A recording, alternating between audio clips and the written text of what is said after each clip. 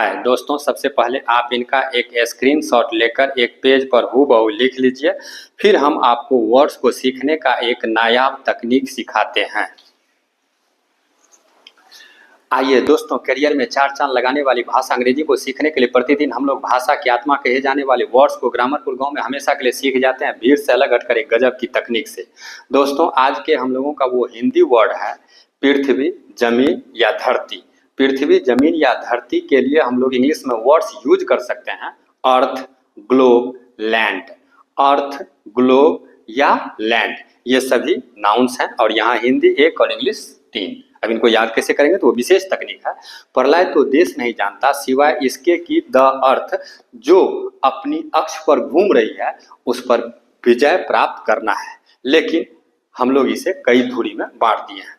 प्रलय तो देश नहीं जानता सिवाय इसके कि पृथ्वी जो अपनी अक्ष पर घूम रही है उस पर विजय प्राप्त करना है, लेकिन हम लोग इसे कई धुरी में बांट दिए हैं। दोस्तों जैसे हम एक बार इंग्लिश वर्ड बोले फिर उसका हिंदी अर्थ बोले, ठीक उसी प्रकार से आपको भी एक बार इंग्लिश और एक बार हिंदी में बारी बारी से बोल बोल कर हर बार पूरे सेंटेंस को कम से कम 20 बार लिखना है, और जब ये अर्थ वर्ड याद हो जाए तो शेष 2 वर्ड्स के साथ इसी क्रिया को दोहराना है। कैसे? आइए हम आपको प्रैक्टिकल करके दिखाते हैं।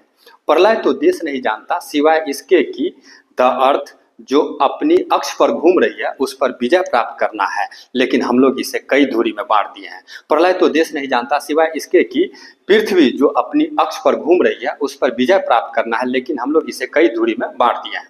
प्रलय तो देश नहीं जानता सिवाय इसके कि द ग्लोब जो अपनी अक्ष पर घूम रही है उस पर विजय प्राप्त करना है, लेकिन हम लोग इसे कई धुरी में बांट दिए हैं। प्रलय तो देश नहीं जानता सिवाय इसके कि पृथ्वी जो अपनी अक्ष पर घूम रही है उस पर विजय प्राप्त करना है, लेकिन हम लोग इसे कई धुरी में बांट दिए हैं।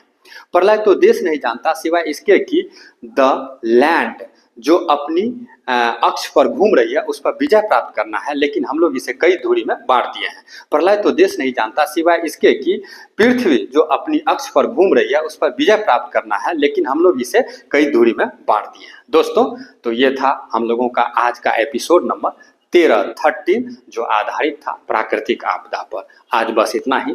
Thanks and take care please.